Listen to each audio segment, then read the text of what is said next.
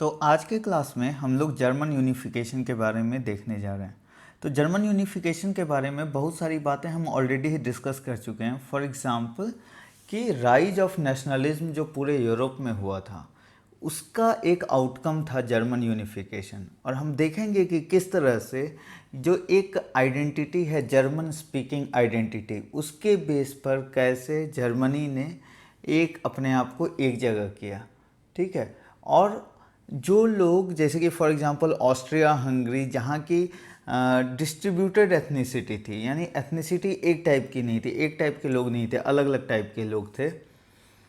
तो उनका क्या था कि नेशनलिस्टिक फीलिंग के कारण उनका जो है डिक्लाइन हुआ है, जबकि जर्मनी का यूनिफिकेशन हुआ है। तो ये सारी चीज़ें देखना है। तो जर्मन यूनिफिकेशन को हम लोग एक तरह से दो फेज में बांट सकते हैं। मेन जो जर्मन यूनिफिकेशन है वो जो है ऑटोमन बिस्मार्क के आने के बाद से हुआ है। बिस्मार्क एक इम्पॉर्टेंट फिगर है पूरे यूनिफिकेशन प्रोसेस में, और अगर आप उसको देखिएगा तो वो बिल्कुल एकदम एक जो स्ट्रैटेजिस्ट है उसकी तरह से इमर्ज होकर आता है कि पूरा का पूरा उसने प्लान करके रखा है। बट ऐसा नहीं था कि बिस्मार्क के आने के पहले कुछ भी वैसा नेशनलिस्टिक नहीं चल रहा था। जैसा कि मैंने बताया था कि पूरे यूरोप में 1800 से 1900 के बीच में जो है धीरे धीरे नेशनलिस्टिक फीलिंग आ रही थी। और क्या था कि मोस्टली इनिशियल फेज में जो ये फीलिंग थी, ये जो था स्टूडेंट्स और इंटेलेक्चुअल लोग कैरी फॉरवर्ड किए हैं। ठीक है ना। तो ये सारी चीज़ें हम देखेंगे। तो हम बेसिकली क्या करते हैं, जर्मन यूनिफिकेशन की जो कहानी है वो काफ़ी कॉम्प्लिकेटेड है। ठीक है। उसका इटालियन यूनिफिकेशन से भी रिलेशन है, बट आप अगर किताब में पढ़िएगा तो कई सारी किताबें काफ़ी कॉम्प्लिकेटेड है। तो हम बस उतना ही याद रखेंगे जो कि हमें एग्ज़ाम के पॉइंट ऑफ व्यू से इम्पॉर्टेंट है। इसलिए हम उन सारे एस्पेक्ट्स को ही बताएंगे। खास करके जर्मन यूनिफिकेशन में बिस्मार्क का रोल जो है वो एक पूछने लायक टॉपिक बनता है। बट उसके अलावा भी एक दो इंसिडेंट्स हैं जो कि पूछा जा सकता है, इसलिए उन पर फोकस करेंगे। बहुत ज़्यादा डिटेल में एक एक इवेंट को रटने की ज़रूरत नहीं है। तो अगर हम जर्मन यूनिफिकेशन को प्री बिस्मार्क वाला फेज अगर हम बात करें,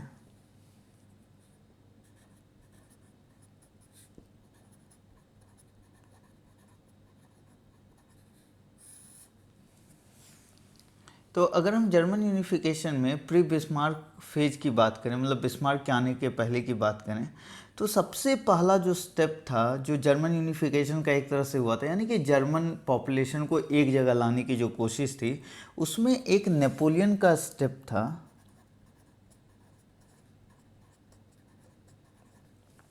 तो नेपोलियन के टाइम पर प्रशिया जो कि लीड करेगा बाद में,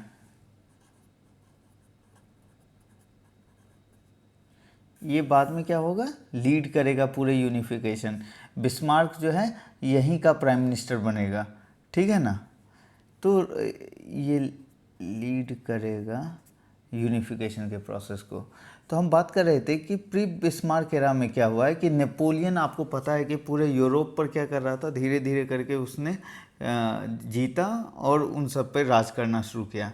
तो एक्सेप्ट प्रशिया, प्रशिया के साथ तो उसने खैर एग्रीमेंट कर रखा था, बट उसको छोड़ के भी कई छोटे जो थे मतलब जर्मन स्पीकिंग जो थे किंगडम्स थे, छोटे छोटे ग्रुप बटा हुआ था ढेर सारा। तो नेपोलियन ने क्या किया, उन सबको एक जगह कंसोलिडेट करके, क्योंकि अब उतने छोटे छोटे लोगों को जब उसने हराया तो उन सबको कंसोलिडेट करके उसने क्या किया, अपना कंट्रोल बनाने के लिए एक जो है उसने 38 स्टेट्स का 1806 में कॉन्फेडरेशन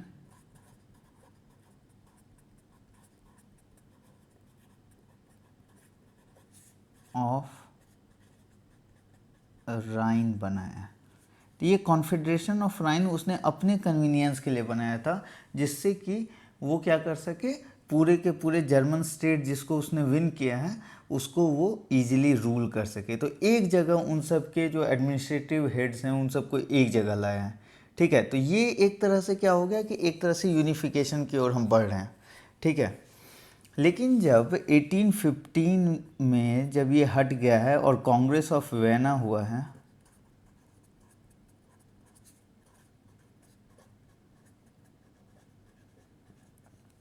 तो कांग्रेस ऑफ वियना के बाद से क्या हुआ कि कॉन्फेडरेशन ऑफ राइन का मतलब उसकी जगह एक नया कॉन्फेडरेशन बनाया गया जिसको जर्मन कॉन्फेडरेशन बोलते हैं। एग्जैक्टली यही था, मतलब सेम लोग थे।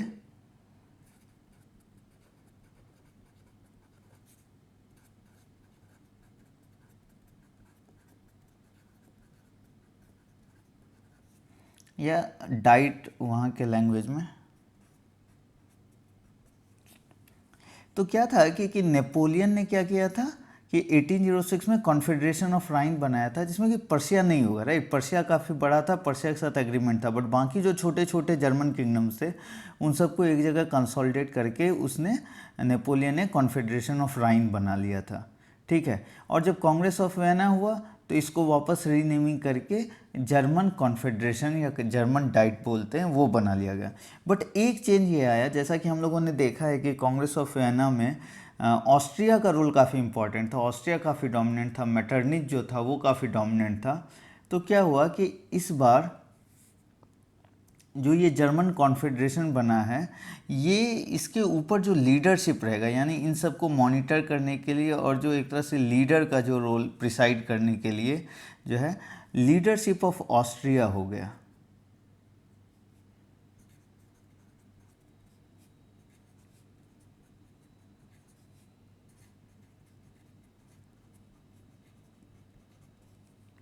ठीक है, तो ये लीडरशिप ऑफ ऑस्ट्रिया के अंतर्गत ही आ गया। और जैसा कि हम जानते हैं कि मेटरनिच जो था वो किसी तरह के डेमोक्रेटिक सेटअप या रिफॉर्म वाले चीज़ के अगेंस्ट था। तो वो कहीं ना कहीं अब क्या कर रहा था कि जब इनिशियल फेज में जर्मन यूनिफिकेशन का कोई भी प्रोसेस होगा तो उसमें वो टांग अड़ाएगा, हर काम में टांग अड़ाएगा, ठीक है। तो ये जो जर्मन कन्फेडरेशन था ये बहुत ज़्यादा इफेक्टिव इसलिए नहीं रहा क्योंकि एक साइड तो ऑस्ट्रिया टांग अड़ाता था और दूसरी साइड जो है प्रशिया भी इसमें था। तो प्रशिया भी एक स्ट्रॉन्ग जो था किंगडम था, ऑस्ट्रिया भी एक स्ट्रॉन्ग किंगडम था। प्रशिया जो है नेशनलिस्टिक फीलिंग के कारण एक तरह से नेचुरल लीडर की तरह से उभर रहा था, ऑस्ट्रिया जो है एक्सटर्नल लीडर की तरह से उसमें बीच में टांग अड़ाता था। तो इन दोनों के, प्रशिया और ऑस्ट्रिया के झगड़े के कारण जो है जर्मन कन्फेडरेशन बहुत ज़्यादा सक्सेसफुल नहीं रहा था, ठीक है। बट हमारे लिए फॉर ऑल प्रैक्टिकल पर्पसेस जो है कन्फेडरेशन ऑफ राइन, जो कि बाद में कांग्रेस ऑफ वियना के बाद जर्मन कन्फेडरेशन या जर्मन डाइट बन गया, ये दोनों एक इम्पॉर्टेंट स्टेप हैं यूनिफिकेशन के प्रोसेस के, इंटरमीडियरी एक इम्पॉर्टेंट स्टेप है। दूसरा जो है ये एक कॉन्फेडरेशन ऑफ राइन के अलावा प्रशिया के लीडरशिप में, प्रूशिया के लीडरशिप में एक इसने कस्टम यूनियन बनाया था, ठीक है। कस्टम यूनियन का नाम क्या था? Custom union. तो सारे जर्मन स्टेट्स को मिला के एक कस्टम यूनियन बनाया था जिसको कहते हैं जोल्वरीन।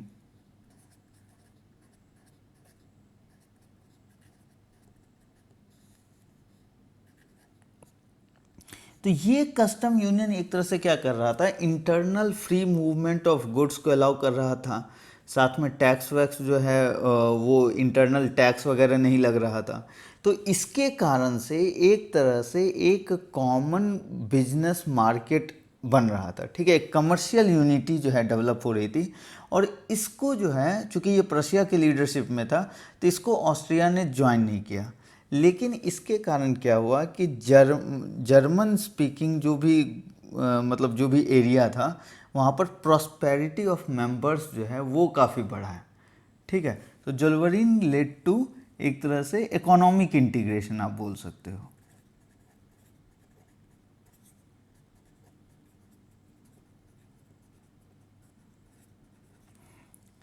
ये दोनों these two led to political integration premature form और Zollverein led to economic integration.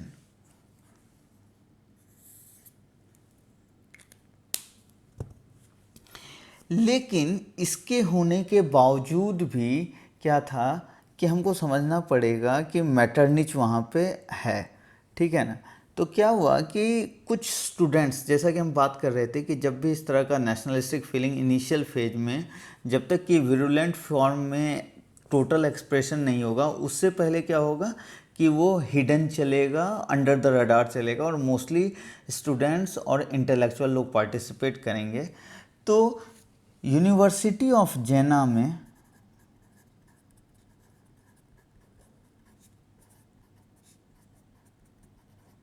उतना याद नहीं रखना है, नाम ज़रूरत नहीं है, याद रह जाए बहुत अच्छा है, नहीं याद रहे तो कोई दिक्कत नहीं है। बट यूनिवर्सिटी ऑफ जेना के जो स्टूडेंट सोसाइटी हैं,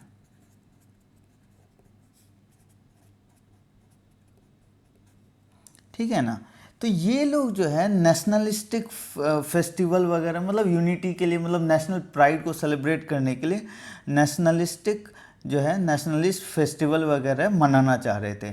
मैटरनिच को पता चला तो मैटरनिच ने स्ट्रॉन्ग ऑब्जेक्शन किया और फिर उसको क्या किया, थ्रू जर्मन डाइट जो है इन सबको डिसबैंड करवा दिया। मतलब वो तो एकदम हेट करता था इस तरह के किसी भी एक्टिविटी को, किसी तरह के रिफॉर्म को, ठीक है।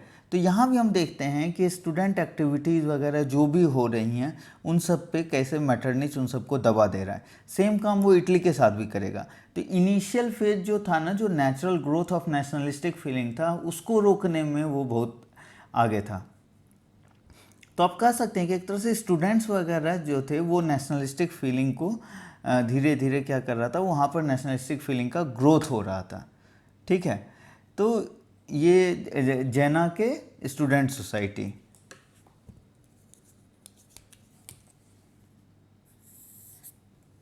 ये लोग भी इम्पॉर्टेंट हैं, बट इतना ही है, मतलब कहने की कहानी आगे बढ़ाने वाली बात है, ठीक है। अब हम जानते हैं कि फ्रांस में जो है 1815 के बाद, हालांकि हम लोगों ने फ्रांस की कहानी देखना बंद कर दिया और ना ही हम लोग आगे देखेंगे, बट इसके बाद भी फ्रांस में कई सारे रिवोल्ट होते रहे हैं जिसका कि कॉन्सिक्वेंस जो है बाकी के जगह भी पड़ा है। फॉर एग्ज़ाम्पल 1830 में रिवोल्ट हुआ है, फिर हम लोग 1848 का रिवोल्ट देख रहे हैं। तो इसमें क्या है,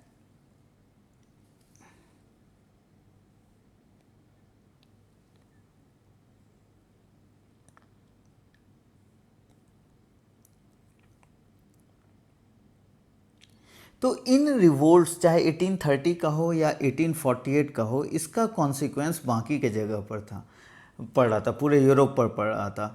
और basically these kind of revolts were leading to किस तरह का रिफॉर्मिस्ट, ये किस तरह के रिफॉर्मिस्ट, इसके कारण पूरे यूरोप में रिफॉर्मिस्ट मूवमेंट्स वगैरह को सपोर्ट मिल रहा था। मतलब जो भी किंगडम जो एब्सोल्यूटिस्ट थे उन पर बहुत ज़्यादा प्रेशर पड़ रहा था कि वो किसी तरह से कॉन्स्टिट्यूशनल मोनार्की बन के साइड में हो जाएं और पार्लियामेंट को जो है सारा काम करने दें, यानी कि पॉपुलर सॉवरेनिटी जो है वो इम्पोज हो जाए।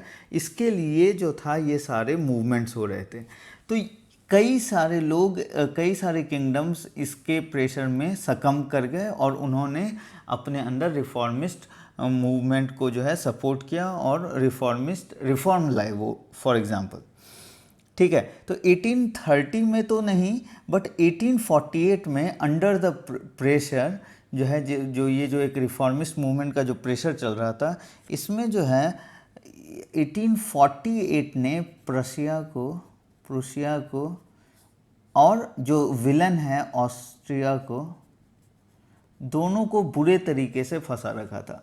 1848 में क्या हुआ कि ऑस्ट्रिया इतना ज़्यादा इंटरनल टर्मोइल में बिजी हो गया, लोगों के राइट्स फाइनली उसको देने पड़े, और फाइनली मैटरनिच जो कि एक स्ट्रॉन्ग इमेज की तरह से था, जो कि इन तरह के रिफॉर्मिस्ट मूवमेंट के अगेंस्ट था, उसको अपने पोजीशन से हटना पड़ा। तो मैटरनिच साइडलाइन हो गया। बट 1848 में क्या हुआ है, 1848 हमारे लिए इम्पॉर्टेंट है क्योंकि यहाँ पर कुछ इम्पॉर्टेंट होने जा रहा है। तो 1848 में जो फ्रेंच रिवॉल्यूशन हुआ, ठीक है, जिसको फेब्रुअरी रिवॉल्यूशन भी कहते हैं, तो उस फेब्रुअरी रिवॉल्यूशन में क्या हुआ कि उसके कारण दोनों जगह रिफॉर्मिस्ट मूवमेंट, दोनों जगह जो है रिस्पॉन्सिबल गवर्नमेंट के लिए मूवमेंट स्टार्ट हो गया था। और हम क्या देखते हैं, ऑस्ट्रिया बिजी हो गया। तो जो इस सब चीज़ को दबाने वाला था फोर्स, वो क्या हो गया, ऑस्ट्रिया बिजी हो गया अपने इंटरनल सिविल चीज़ को मैनेज करने में। तो यहाँ पर प्रशिया क्या हुआ कि प्रशिया ने दबाव में आके, ठीक है, प्रशिया ने क्या किया, दबाव में आके एक तरह से आपको क्या कह सकते हैं, रिफॉर्मिस्ट जो है वो मूवमेंट एक्सेप्ट कर लिया। और उसके बाद से क्या हुआ कि प्रशिया जो है रिबेलियंस को अपीज करने के लिए एक तरह से लिबरल मिनिस्ट्री बना लिया। ओके, तो मतलब एक तरह से वो रिफॉर्म कर रहा है ना। तो प्रशिया ने क्या किया, तो प्रशिया ने क्या किया कि लिबरल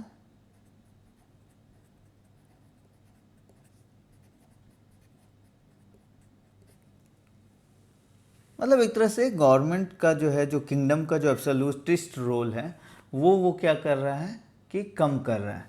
ठीक है, इसी टाइम पे क्या हुआ कि अब जर्मनी को आप ऐसा, अगर मैं एक बॉक्स बना के देखूंगा आगे से भी क्योंकि उसे समझाने में, तो आप ऐसा सोच लो कि साउथ के जो लोग थे, सदर्न जो स्टेट्स थे जर्मनी के, वो लोग ज़्यादा लिबरल थे, ठीक है, as compare to northern part. तो सदर्न स्टेट्स ने क्या किया, लीड लिया और क्या किया कि एक फ्रैंकफर्ट में उन्होंने वोर पार्लियामेंट बनाया। इसको वोर पार्लियामेंट बोलते हैं।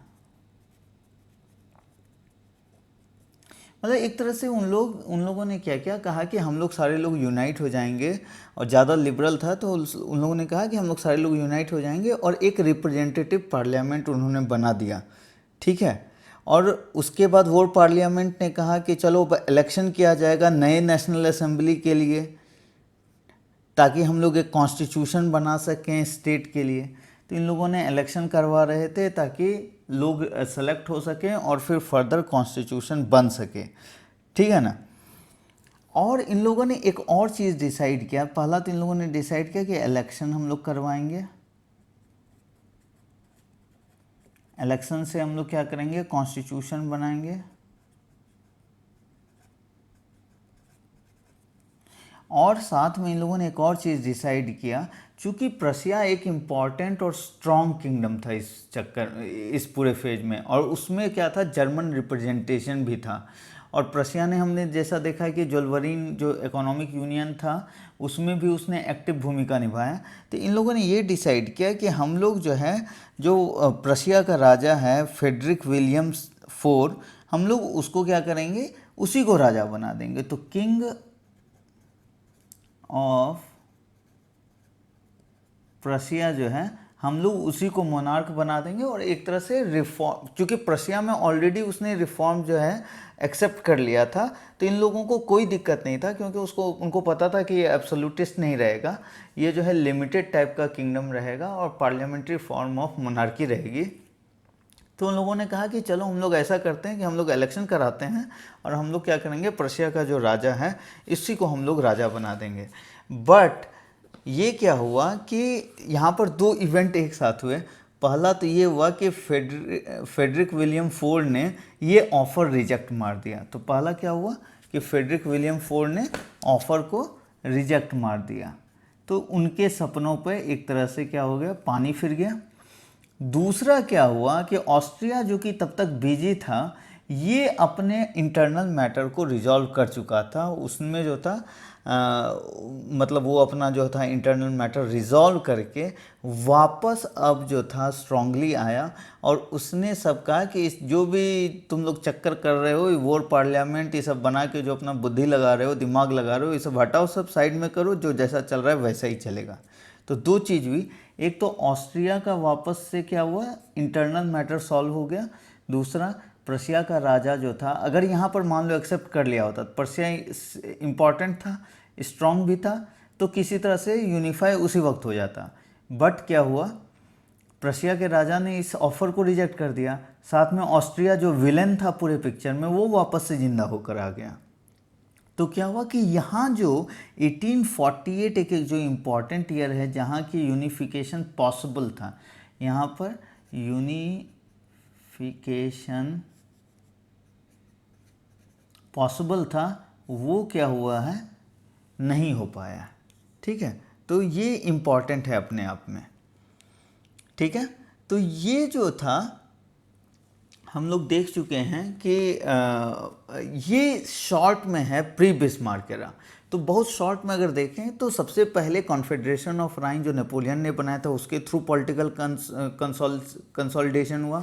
फिर उसके बाद जर्मन कन्फेडरेशन उसी को बना दिया गया ऑस्ट्रिया के लीडरशिप में, वो कांग्रेस ऑफ वियना के कारण। ठीक है, एक इकोनॉमिक इंटीग्रेशन हुआ था वो जोल्वरीन या कस्टम यूनियन के फॉर्म में प्रशिया की लीडरशिप में हुआ था, जिससे कि वहाँ की प्रॉस्पेरिटी आई थी और एक तरह से इकोनॉमिक इंटीग्रेशन बढ़ा था। स्टूडेंट्स और इंटेलेक्चुअल वगैरह जो थे वो काफ़ी नेशनलिस्टिक फीलिंग को एक्टिव बनाए रखे थे, बट उस पर भी क्या था कि मैटरनिच की कड़ी नज़र रहती थी और उसको सक्सेसफुल या उसको फैलने से रोका गया जहाँ तक वो रोक सकता था। लेकिन एक मौका आता है फ्रेंच रिवॉल्यूशन जब 1848 का होता है, उस फेज में प्रशिया और ऑस्ट्रिया दोनों जो थे डिस्टेबलाइज होते हैं। प्रशिया क्या करता है, लिबरल कॉन्स्टिट्यूशन जो है वो एक्सेप्ट करता है, लिबरल मिनिस्ट्री बना लेता है। ठीक है, तो ये एक आइडियल कैंडिडेट बन जाता है जर्मन यूनिफिकेशन का मूवमेंट को लीड करने के लिए।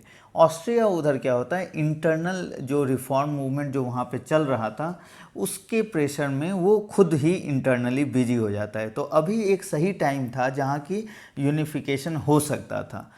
तो क्या हुआ कि सदर्न स्टेट्स लीड लेते हैं, प्रशिया नॉर्दर्न स्टेट में आएगा। ठीक है, तो सदर्न स्टेट लीड लेते हैं और वो लोग क्या करते हैं, एक जैसा कि हम लोगों ने देखा था नेशनल असेंबली फ्रांस में बना दी, तो वैसा ही इन लोगों ने कहा कि हम लोग एक वोट पार्लियामेंट बनाया, मतलब एक तरह से आप वैसा ही समझ लो कि एक ग्रुप बना नेशनल असेंबली टाइप का, और उसने कहा कि चलो हम लोग इलेक्शन कराएंगे, इलेक्शन का जो रिजल्ट होगा वो लोग बैठ के कॉन्स्टिट्यूशन बनाएंगे और साथ में जो राजा है प्रशिया का हम लोग इसको अपना लीडर बना के इसी को जो है मोनार्क बनाएंगे, एक तरह से लिमिटेड मोनार्क। बट दो चीज़ गड़बड़ हो गया यहाँ पर, एक तो प्रशिया का राजा ने ये ऑफ़र एक्सेप्ट नहीं किया और दूसरा गड़बड़ ये हो गया कि इस पूरे चक्कर में क्या हुआ कि ऑस्ट्रिया भी इंटरनल इश्यूज को सेटल करके वापस से जो है वो फिर से यूनिफिकेशन के सारे काम को उसने क्या किया, एक तरह से थ्वार्ट कर दिया या उसको दबा दिया। तो इस तरह से 1848 जो एक स्कोप था यूनिफिकेशन का वो सक्सेसफुल नहीं हो पाया। तो ये सारे इवेंट्स हैं जो कि प्री बिस्मार्क एरा के हैं, यानी बिस्मार्क के आने के पहले हैं, जो कि एफर्ट तो हो रहा था बट वो सक्सेसफुल नहीं था। तो अगर आपको जर्मन यूनिफिकेशन के बारे में लिखने बोला जाए तो मोस्टली हम लोग पोस्ट बिस्मार्क या बिस्मार्क ने जो जो काम किया है उसके बारे में लिखेंगे, बट ये एज सच आपके ध्यान में रहेगा। तो ये आप क्या कर सकते हो, इसको देख सकते हो या इससे कोई सवाल पूछा जाएगा तो आप उसको हैंडल कर सकते हो। तो बिस्मार्क जो है ये एक इम्पॉर्टेंट फिगर के रूप में 1851 से 20 साल 71 के बीच में उभरता है, जहाँ की पूरा का पूरा जर्मनी जो है इफ़ेक्टिवली यूनिफाई हो जाता है। तो करीब 20 साल लगते हैं जर्मन यूनिफिकेशन में इफ़ेक्टिवली। और हम देखते हैं कि बिस्मार्क का पहले देखते हैं थॉट प्रोसेस क्या था। दो तीन वर्ड हैं जिससे कि बिस्मार्क को एसोसिएट किया जाता है। पहला वर्ड है real politic.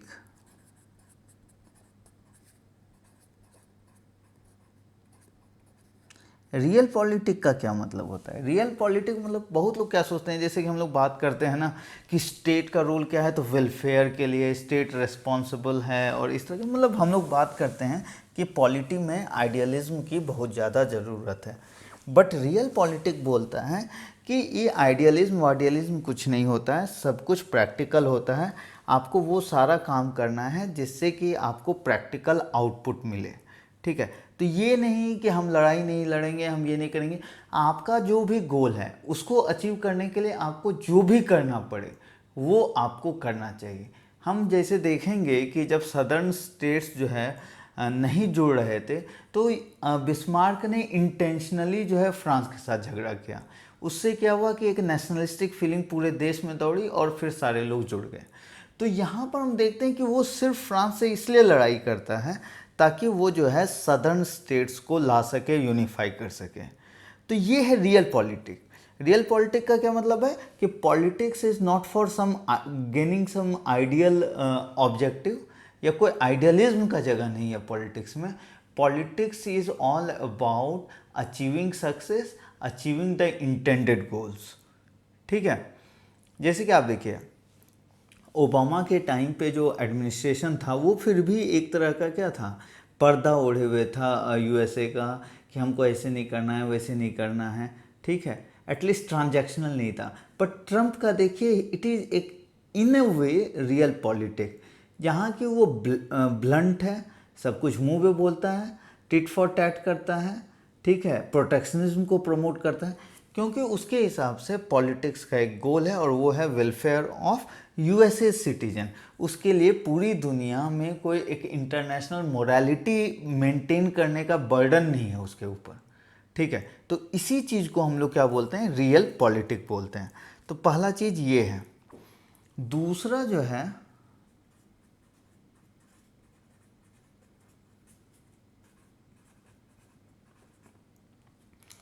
Diplomacy and war. इसके हिसाब से वॉर का यूज़ करना भी कोई बुरा नहीं है, as long as you achieve your objective. और हम देखेंगे कि पूरा का पूरा जर्मन यूनिफिकेशन में उसने इंटेंशनली किसी के साथ दोस्ती की, फिर बाद में उसी के साथ झगड़ा किया। फॉर एग्जांपल, ऑस्ट्रिया को हराने के लिए उसने जो है फ्रांस का साथ लिया, ठीक है, और बाद में उसी फ्रांस से झगड़ा किया है। उससे पहले हम देखेंगे कि ऑस्ट्रिया की मदद से वो डेनमार्क को हराता है और फिर बाद में उसी ऑस्ट्रिया के साथ वो झगड़ा करता है। तो डिप्लोमेसी एंड वॉर मतलब उसका सिंपल कॉन्सेप्ट ये था कि जिस तरह से भी उसका गोल अचीव हो। बाय द वे, ये जो बिस्मार्क था ये सबसे पहले सिविल सर्वेंट था, बाद में वो वहाँ से रिज़ाइन कर दिया, फिर वो पॉलिटिक्स ज्वाइन किया और बाद में ये डिप्लोमेट बन के रशिया और फ्रांस में इसके ओर से, जर्मनी या प्रशिया के ओर से रहा था, ठीक है। तो वो करियर एक तरह से आप डिप्लोमेट बोल सकते हैं, वो था, ठीक है ना। तो ये है diplomacy and war. Diplomacy and war का सिंपल मतलब है कि आप अपने फ़ायदे के लिए डिप्लोमेसी में इंगेज होइए, आप अपने फ़ायदे के लिए वॉर करिए और उससे ऑब्जेक्टिव अचीव कीजिए। यानी एक तरह से it is an extension of his views of real politic, कि डिप्लोमेसी एंड वॉर का यूज़ आप अपने रियल पॉलिटिक के लिए कीजिए। और इसी तरह की बात है, और वो तीसरा वर्ड जो इससे एसोसिएट होता है वो कहलाता है ब्लड एंड आयरन। अगेन ये वॉर का रिप्रेजेंटेशन है। ये जो है किस चीज़ का रिप्रेजेंटेशन है, वॉर का, ब्लड एंड आयरन। तो ये एक्चुअली उसके एक फेमस स्पीच से आता है, जब पार्लियामेंट में वहाँ का राजा पैसा मांगने के लिए गया कि हमको लड़ाई लड़नी है, तो वो लोग डिक्लाइन कर देते हैं। तो वहाँ पर ये जो है एक स्पीच देता है, मोटिवेशनल स्पीच टाइप का देता है और बोलता है कि हिस्ट्री जो है भाषण से नहीं लिखा जाता है, हिस्ट्री जो है केवल बात करने से नहीं होता है, बल्कि हिस्ट्री जो है वो ब्लड एंड आयरन से लिखा जाता है, वॉर जीतने से लिखा जाता है, डिप्लोमेसी करने से लिखा जाता है। और अभी के टाइम की रिक्वायरमेंट है कि हम वॉर करें, मतलब he is trying to justify. और बाद में हम देखेंगे कि वो टोटली बाईपास कर देता है पार्लियामेंट को और वो क्या करता है, वॉर में इंगेज भी करता है और पैसा पार्लियामेंट को बाईपास करके पैसा भी टैक्स लगा के रेज करता है। तो ये ब्लड एंड आयरन का जो है वो उसके स्पीच से आता है।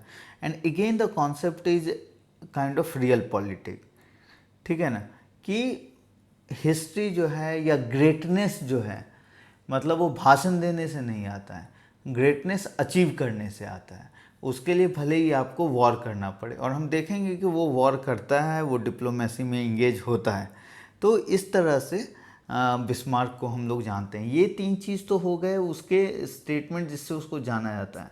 बट हम लोग एक चीज़ और देखेंगे, जैसा कि मैं बता रहा था कि he is known as a staunch royalist, मतलब वो राजा के सपोर्ट में था। कॉन्स्टिट्यूशनल रिफॉर्म हुआ 1848 में, ठीक है, तो फिर क्या हुआ, लेजिस्लेचर बना, तो उस लेजिस्लेचर में वो इलेक्ट होके गया और वहाँ पर जो है ही स्ट्रांगली सपोर्टेड कि नहीं, राजा रहना चाहिए, मतलब लिमिटेड फॉर्म रहना चाहिए बट राजा रहना चाहिए, मोनार्की शुड बी देयर, ठीक है। He was a strong supporter of monarchy in that sense, ठीक है।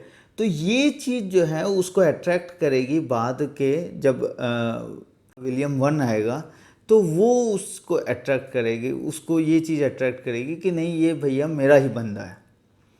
जैसे अभी के जो इकोनॉमिक एडवाइज़र हैं मोदी जी ने उनको हैंड पिक किया क्योंकि डिमोनेटाइजेशन को उन्होंने बहुत ही अच्छा बताया था, राइट। तो लगता है कि ये मेरा बंदा है। बिल्कुल वैसे ही क्या हुआ, विलियम वन को लगा कि नहीं, ये मेरा बंदा है, ये एटलीस्ट मेरे अगेंस्ट तो कुछ नहीं करेगा, क्योंकि he was a strong monarchy supporter. ठीक है, तो 1848 के जो रिफॉर्म में जो पार्लियामेंट में हुआ था, वहाँ उसने स्ट्रांगली जो है डिफेंड किया था मोनार्की को। तो ये चीज़ जो है वहाँ के राजा लोगों के नज़र में था। ठीक है ना। और वो इसके बाद हम आते हैं कि फेडरिक विलियम फोर को जब ऑफ़र किया गया था 1848 में, तो उसने तो डिक्लाइन कर दिया था। तो उससे तो हम उम्मीद भी नहीं कर सकते हैं यूनिफिकेशन की। बट उसके हटने के बाद उसका भाई आता है विलियम वन।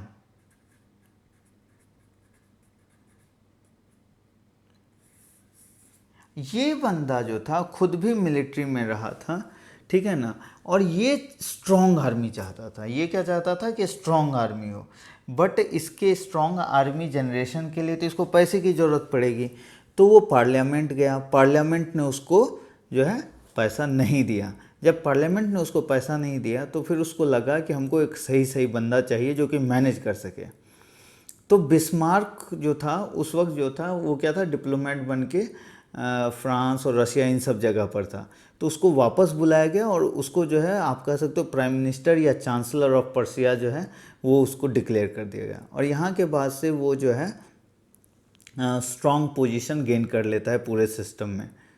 अभी जो हम लोग डिस्कस करेंगे ये काफ़ी इम्पॉर्टेंट हो जाएगा यूनिफिकेशन के पॉइंट ऑफ व्यू से, और आपको याद रखना है। तो सबसे पहले वो क्या करता है, जो डिप्लोमेसी इन वॉर की बात है, तो सबसे पहला काम ये क्या करता है बिस्मार्क कि रशिया के साथ एग्रीमेंट करता है, रशिया को दोस्त बनाता है।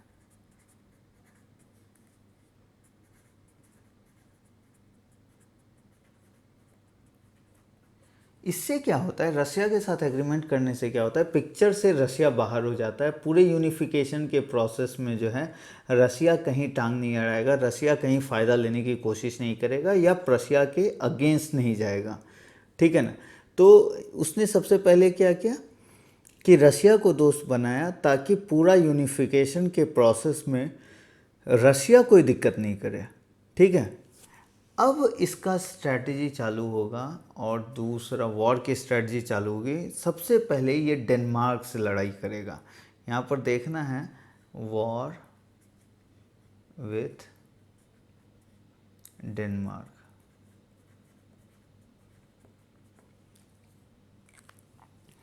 तो यहाँ पर ये क्या करेगा, और एरिया जो था डेनमार्क का दो एरिया था।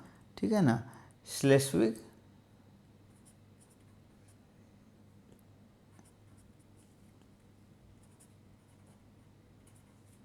और दूसरा एरिया है होलिस्टीन।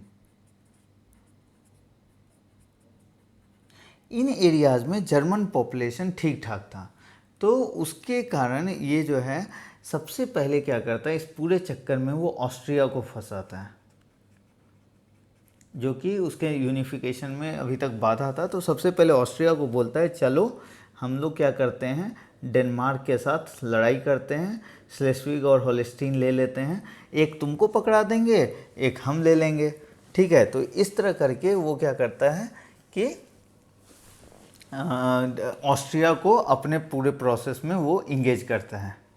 स्लेस्विग एंड हॉलिस्टीन के लिए डेनमार्क से लड़ाई करने का एक और कारण था कि इनिशियली जो था ये दोनों जो एरिया थे ये क्या था, जर्मन कन्फेडरेशन का पार्ट था, बट एज ए सेटलमेंट।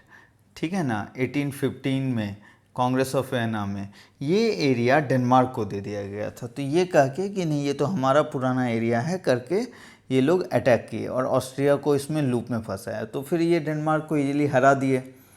अब क्या हुआ कि मैनेजमेंट जो है एक का जो है ऑस्ट्रिया को दे दिया और एक का खुद रख लिया।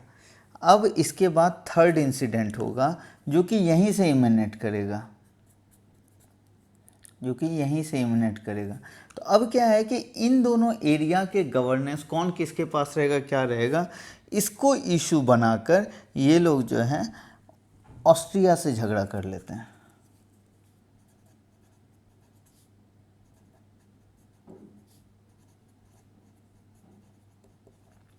ऑस्ट्रिया के साथ झगड़ा अपने आप में एक बहुत इंपॉर्टेंट इवेंट है, क्योंकि ऑस्ट्रिया उस समय तक आप समझ रहे होंगे कि पूरा प्ले कर रहा है, कांग्रेस ऑफ वियना में इतना इंपॉर्टेंट रोल प्ले कर रहा है।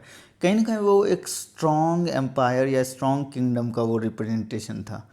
तो उससे झगड़ा लेने का क्या मतलब था कि आप जो है एक बड़े मतलब प्लेयर को आप गेम में चैलेंज कर रहे हो। यहाँ पर इसने क्या किया, दिमाग लगाकर इसने फ्रांस से मदद लिया। फ्रांस में उस वक्त नेपोलियन मर चुका है, नेपोलियन 3 का शासन था। दूसरा, इसने इटली, और ये देखिए ये इसके बाद एक वॉर विथ ऑस्ट्रिया और फिर होगा इसके बाद वॉर विथ फ्रांस, क्योंकि फ्रांस को फंसाया है यहाँ पर, तो वॉर विथ फ्रांस होगा। तो इस दोनों में इटली जो था थोड़ा थोड़ा गेन किया है, ठीक है ना। ऑस्ट्रिया को जो हराएगा तो जो इटली का पार्ट जो ऑस्ट्रिया कब्जा करके रखा था वो इटली को मिल जाएगा और इसको अपना पार्ट मिल जाएगा, ठीक है ना। तो इटली भी इंगेज होता है।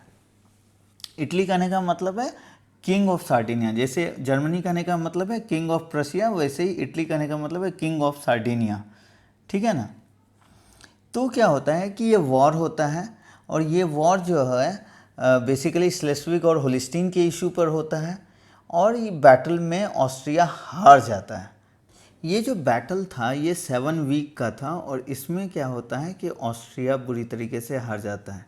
बट ये बंदा बहुत स्मार्ट है, ये बंदा ऑस्ट्रिया को ह्यूमिलिएट नहीं करता है। क्यों? क्योंकि अभी इसके यूनिफिकेशन का प्रोसेस पूरा नहीं हुआ है, अभी इसको जो है फ्रांस के साथ भी लड़ाई करनी है। तो ये ऑस्ट्रिया से बस इतना करता है कि जो इसका पार्ट था, जो जर्मन स्पीकिंग पार्ट था, वो ले लेता है। इटली चूंकि उसका मेंबर था तो इटली को जो है उसका पार्ट दिलवा देता है, ठीक है, इटली को उसका पार्ट दिलवा देता है, और अपने में जो ऑस्ट्रिया में जो जर्मन स्पीकिंग पार्ट था वो पार्ट ले लेता है, ठीक है। और फिर बोलता है कि तुम जर्मन कन्फेडरेशन के इशू सारे से तुम बाहर हो जाओ, ठीक है, मतलब जर्मन इश्यूज़ में तुम टांग मत अड़ाओ, ठीक है। ऑस्ट्रिया को एक तरह से वो साइड कर देता है, और ऑस्ट्रिया को हराने का मतलब है अपने आप में एक अच्छा मतलब लीडर और एक अच्छा इमेज बनाना कि हम ऑस्ट्रिया जैसे इम्पोर्टेंट किंगडम को भी हरा सकते हैं। अब ये जब ऑस्ट्रिया को हरा देता है तो उसके कारण क्या होता है, पूरा का पूरा जो नॉर्दर्न जो जर्मनी है, नॉर्थ वाला जर्मनी जो है वो पूरा यूनिफाई हो जाता है। सबको लगता है नहीं यार ये लोग तो बहुत सही आदमी हैं, हम लोग के का राजा कैसा हो तो प्रशिया के राजा जैसा हो, हमारा राजा कैसा हो तो पर्शिया के राजा जैसा हो। तो पूरा नॉर्दर्न जर्मन जो है इस विक्ट्री के इन्फ्लुएंस में यूनिफाई हो जाते हैं। बट सदर्न पार्ट अभी भी अपनी रिलीजन वो कैथलिक थे, और जबकि नॉर्दर्न पार्ट जो है प्रोटेस्टेंट था, उसके कारण अभी तक मतलब प्रशिया के साथ यूनाइट नहीं हुआ है। अब बिस्मार्क को लगता है कि अगर एक और लड़ाई हो तो नेशनलिस्टिक फीलिंग इतनी ज़्यादा हो जाएगी कि उसके प्रेशर में सकम्ब करके इवन सदर्न पार्ट जो है वो भी क्या करेंगे, वो भी यूनाइट हो जाएंगे। और यहीं पर वो फिर से एक झगड़ा मैन्युफैक्चर करता है, और वो इस बार झगड़ा मैन्युफैक्चर करता है फ्रांस के साथ। तो फ्रांस के साथ झगड़ा होने के जो हैं 2-3 मुख्य कारण थे। पहला कारण ये था कि जो ऑस्ट्रिया के साथ जो लड़ाई हुई थी, यहाँ पर जो उसको प्रॉमिस किया था कि वो फ्रांस को देगा वो उसको नहीं देता है, ठीक है। कंपनसेशन जो नेपोलियन 3 को मिलना था वो नहीं मिला, तो कहीं ना कहीं उससे जो है वो एंग्जाइटी, मतलब वो एक टेंशन था उन दोनों के बीच में। दूसरा क्या होता है कि स्पेनिश सक्सेशन, तो स्पेन में कौन बनेगा नेक्स्ट राजा, उसके सक्सेशन का इशू चल रहा था। तो वहाँ पर जो है विलियम वन, जो कि अभी कहाँ पर है, जर्मनी में, प्रशिया में है, उसका जो कज़न था लियोपोल्ड, उसको ये लोग प्रोजेक्ट करते हैं कि हम लोग इसको जो है ज़्यादातर चांस था कि उसको जो है राजा बनाएंगे। तो अब फ्रांस वेरी क्या हो रहा था, एक साइड वो जर्मनी से घिरा हुआ है, प्रशिया से मतलब घिरा हुआ है, और दूसरे साइड वो घिर जाएगा लियोपोल्ड से, जो कि इसका कज़न है। तो वो इस आइडिया को कि दोनों साइड से जो है डेंजरस लोग रहें, इस आइडिया को फ्रांस एकदम नहीं चाह रहा था। हालांकि लियोपोल्ड ने डिक्लाइन कर दिया इस ऑफ़र को, तो ये भी एक इशू बना। तो एक इशू तो हो गया कि कंपनसेशन, जो थर्ड पॉइंट जो है वॉर विथ ऑस्ट्रिया में, यहाँ पे कंपनसेशन का इशू था।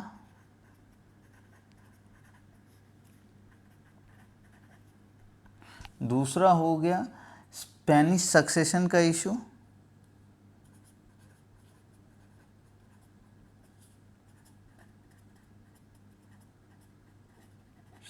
इशू, और तीसरा बिस्मार्क इतना आर्टफुली उसने क्या किया कि जो कम्युनिकेशन होता है दो राजा के बीच में उसको इस तरह से एडिट किया कि ऐसा लगा जैसे कि जर्मनी का जो राजा है वो फ्रांस को एक तरह से फ्रांस एम्बेसडर को इंसल्ट कर रहा है। एक्चुअल ऐसा कुछ हुआ नहीं था, बट वो प्रेस का रिलीज और एडिट ऐसा उसने एडिट करवा दिया कि जिससे ये इमेज जा रहा था कि जर्मनी के लोग जो हैं वो फ्रांस को जो है उसका मखौल उड़ा रहे हैं और उसको जो है ह्यूमिलिएट कर रहे हैं।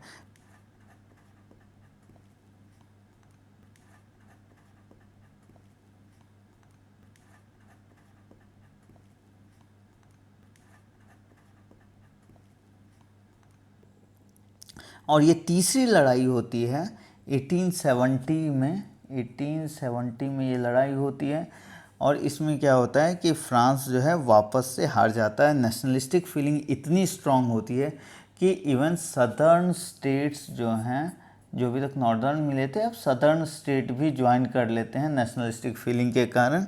तो इसका काम ख़त्म हो गया, यूनिफिकेशन कंप्लीट हो गया। तो इस फ्रांस को हराने का कॉन्सिक्वेंस जो है केवल जर्मन यूनिफिकेशन पे नहीं, इटालियन यूनिफिकेशन पे भी पड़ेगा क्योंकि कहीं ना कहीं पोप वाला जो पैपल स्टेट था उसको प्रोटेक्शन जो था नेपोलियन 3 दे रहा था या फ्रांस दे रहा था।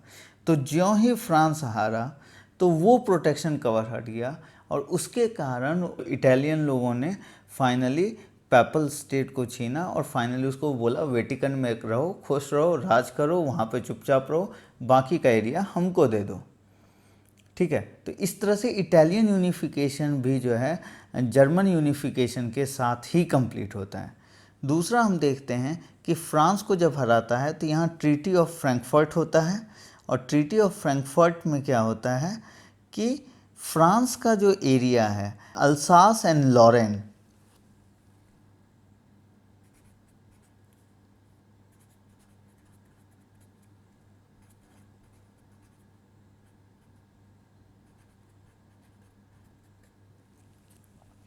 तो ये दोनों एरिया ये फ्रांस से क्या करता है अपने पास रख लेता है।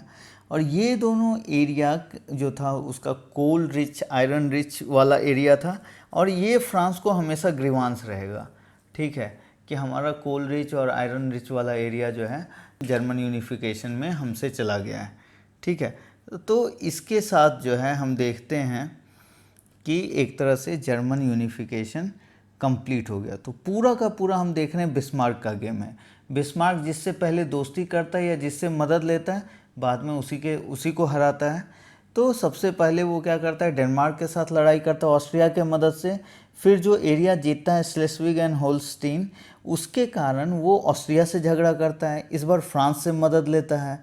ठीक है, और फिर क्या होता है कि ऑस्ट्रिया को हराने के बाद जो है इटली को जो है उसका वेनेतिया मिल जाता है, इटली को कुछ पार्ट उसका मिल जाता है।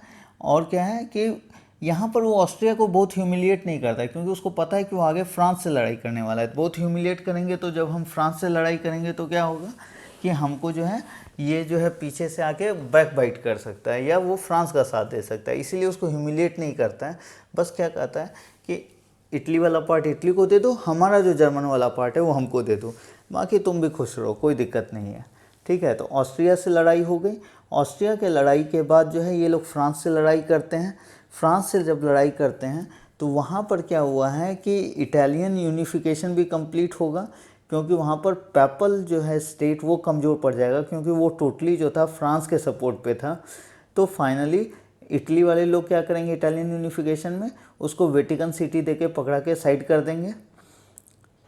इसके नेशनलिस्टिक फीलिंग इतनी ज़्यादा फ्रांस के लड़ाई के टाइम पे होगा कि जो सदर्न स्टेट्स अभी तक नहीं जुड़े थे तो वो भी जुड़ जाएंगे नेशनलिस्टिक फीलिंग के कारण। और इस तरह से क्या होगा, मतलब एक तरह से समझ रहे ना, पर्शिया जो है एकदम लीडर के रूप में, ट्रू जर्मन ब्रीड के रूप में उभर के आ रहा है। ठीक है, तो वो यूनिफाई हो गया पूरा का पूरा। ठीक है, इस फ्रांस के लड़ाई के चक्कर में। और साथ में इन लोगों ने अल्सास और लॉरेन जो है दो एरिया जो है वो फ्रांस से छीन लिया है जो कि रिसोर्स रिच है, मिनरल रिच है, आयरन एंड कोल के सेंस में। ठीक है, ये वापस आएगा, हमको वर्ल्ड वॉर जब पढ़ेंगे तो वहाँ पर वापस आएगा। ओके, तो ये है, हम देखते हैं कि इस तरह से जो है जर्मन यूनिफिकेशन कंप्लीट होता है, और इसका माइंड जो है, इसका जो कंप्लीट क्रेडिट है ये बिस्मार्क को जाएगा। तो बिस्मार्क इसके बाद क्या होता है, चांसलर बनता है, ठीक है, यूनिफिकेशन के बाद, और वो जर्मनी को आपको एक तरह से क्या करता है, मॉडर्नाइजेशन की ओर ले जाता है। और हम लोग जब देखेंगे इंडस्ट्रियल रिवॉल्यूशन, तो वहाँ हम देखेंगे कि इंडस्ट्रियल रिवॉल्यूशन जर्मनी में लेट से शुरू होता है। इंडस्ट्रियल रिवॉल्यूशन काफ़ी लेट से, मतलब ये यूनिफिकेशन के बाद से जो है इंडस्ट्रियलाइजेशन शुरू होता है जर्मनी का, बट उसका पिकअप बहुत तेज़ है, और उसमें कहीं ना कहीं बिस्मार्क का रोल है मॉडर्नाइजेशन करने में। तो this unification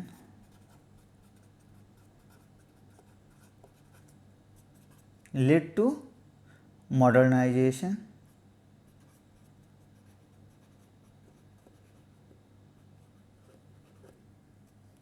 and industrialisation.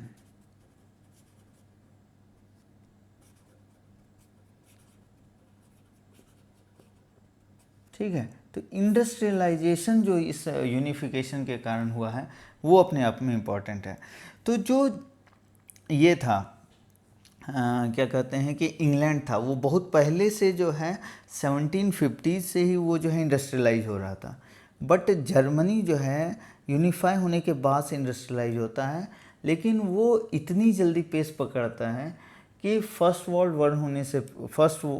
War one होने से पहले ही वो जो है इंग्लैंड के टक्कर का हो जाता है।